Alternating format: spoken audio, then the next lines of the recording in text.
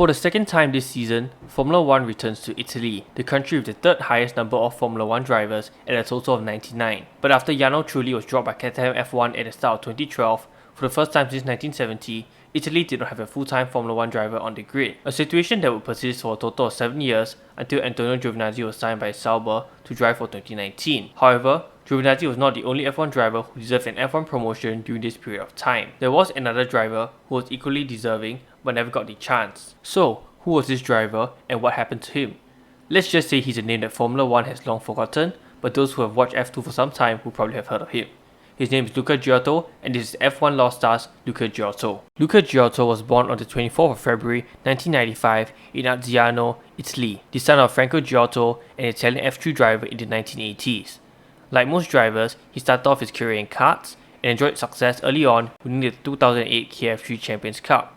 Besides the Champions Cup, he also competed elsewhere, albeit with less success, in the Bridgestone Cup, Torneo Industry, and Italian Open Masters. For 2009, he switched to the WSK International Series and the Spanish Championship while participating in the South Garda Winter Cup. However, all three campaigns were ultimately unsuccessful. For 2010, he would move up to KF2 for his final year in karts. Ghiotto participated in a host of series across the globe, including the World Karting Championship, European Championship, and Asia Pacific Championships. Alas, success eluded him once again and he would finish the season with no silverware. 2011 saw Ghiotto move into cars with a dual campaign in Formula Abarth in the Italian and European series with Prema Power Team. It was a rough start for Ghiotto in cars, finishing 9th in the Italian series with just 1 pole and 1 podium.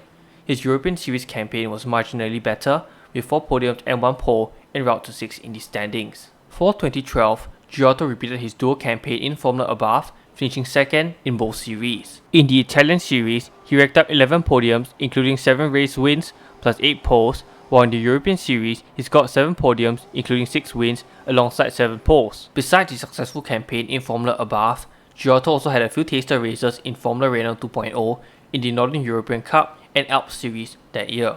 Those taster races in Formula Renault 2.0 led to Ghiotto making the step up to the category for 2013, running a twin campaign in the Alps and Eurocup series alongside the special Pau Cup race with Prema.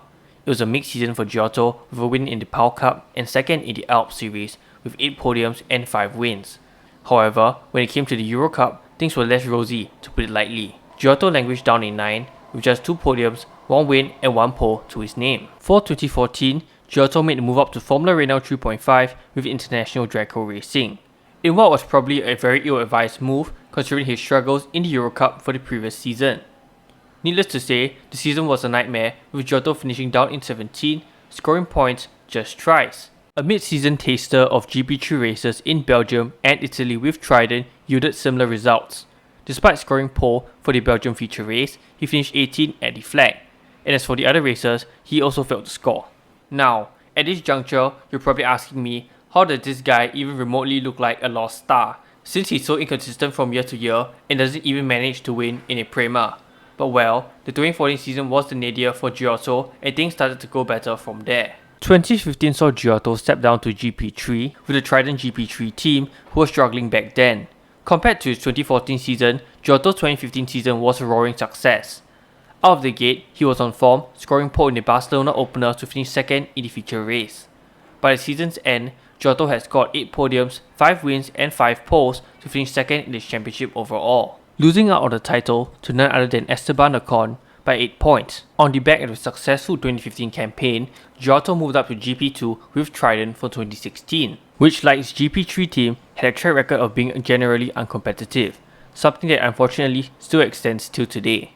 So how did Ghiotto fare then? The season went surprisingly well. The opening rounds were difficult for Ghiotto, but as the season wore on, he began scoring points and even bagged a sprint race win in Sepang. At the end of the season, he finished 8th in the standings with 1 win and 4 podiums, becoming the last GP2 or F2 driver for Trident to win races and finish in the top 10 of the Drivers' Championship. For the 2017 season, Ghiotto moved over to the virtuosely-run Russian time squad, partnering F2 veteran Artur Markelov, who was in his 4th season in the category. Throughout the year, Ghiotto was consistent at scoring points, scoring in all but 2 races.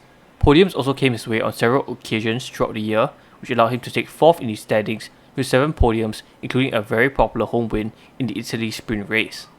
2017 also saw Ghiotto make an F1 test with Williams, participating in the post-Hungarian Grand Prix test. Ghiotto finished in 11th, completing 161 laps on day 2 of the test. For 2018, Ghiotto did not receive any offers for an F1 drive and opted to remain in Formula 2, moving from Russian time to Campos, then moving down the grid. Despite this, Ghiotto managed to perform throughout the season, reaching the podium on several occasions. At the end of the season, Ghiotto finished in 8th with 4 podiums. Alas, when 2019 arrived, Ghiotto had still yet to receive an offer for an F1 drive, and he remained in Formula 2 for a 4th season, returning to what was now known as Uni Virtuosi Racing, serving as the team's lead driver next to rookie Guan Yu.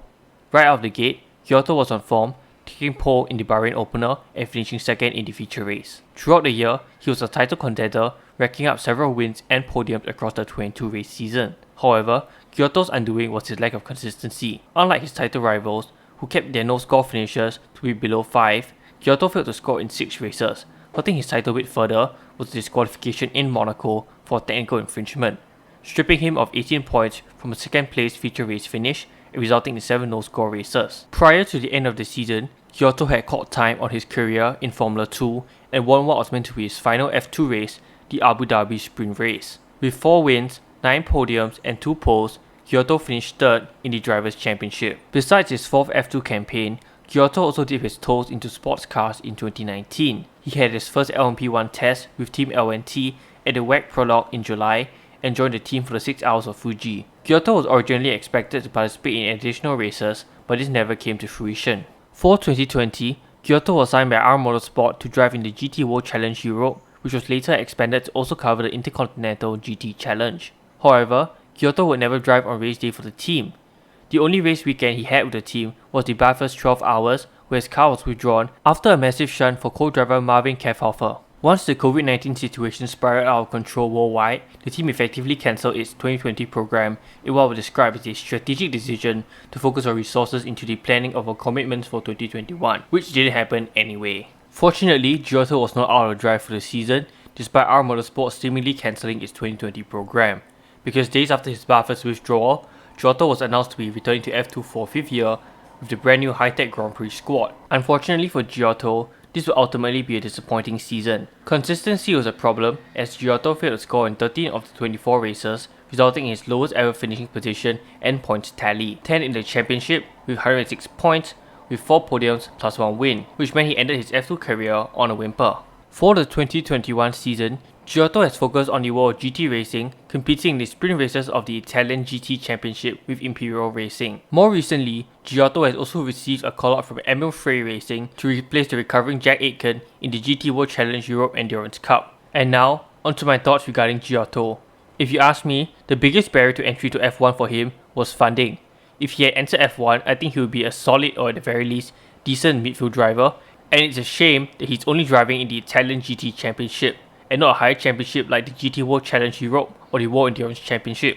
And with that, that's the end of the video. Thank you for watching. Do give me a like, subscribe and share this video if you enjoyed it. Do share your thoughts in the comments below and I'll see you next time.